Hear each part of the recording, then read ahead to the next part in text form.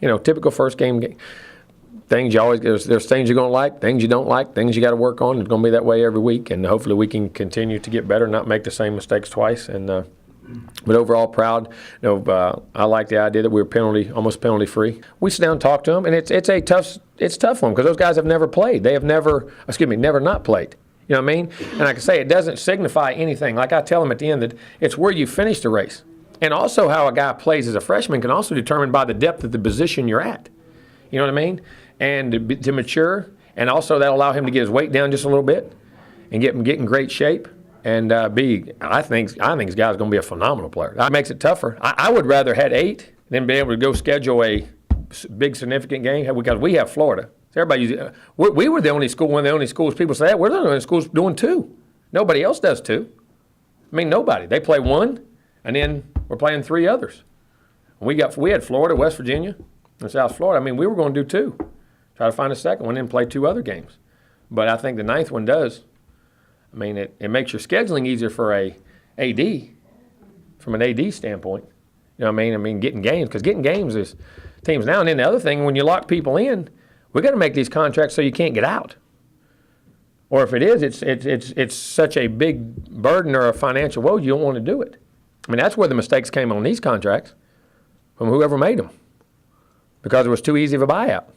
I think we're pretty good. I mean, a few nicks and knacks here and there, but a few guys maybe, I think Brandon's foot, they said the x-rays come back last night was negative. We'll look. We'll probably MRI and check it just to make sure for his sake. Hopefully just be a bruise. I think Nick O'Leary had a little thigh bruise. May hold him a day or so. I'm trying to think. Chad Abram had a little ankle going in the game there, but nothing tweaked. I think he'll be all right in a day or so.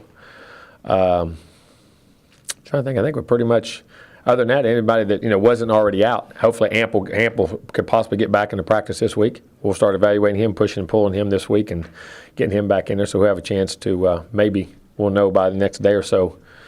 Some things they're going to do, some things in the training room to make sure, but they feel like he has a chance to practice this week and possibly be back also. As a team, I thought we played great. We came out there with a mission, got the mission accomplished. I thought I did well. Watched the film yesterday and this morning with Coach, and still some things we want to clean up, but I thought I played pretty well. I don't think that's something we'll have to worry about. We're going to go out there with the same focus we had last week, just like the same focus we'll have the next week. Ready to go out there and play. We're going to work hard today.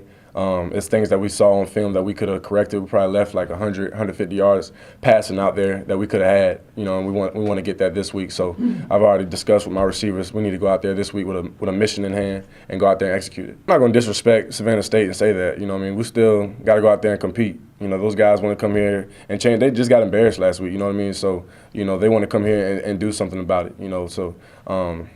You still got to go out there and play it like it's a normal team. We're not going to look down upon them because they lost, by 84 or anything like that. You still got to go out there and play and just let it happen.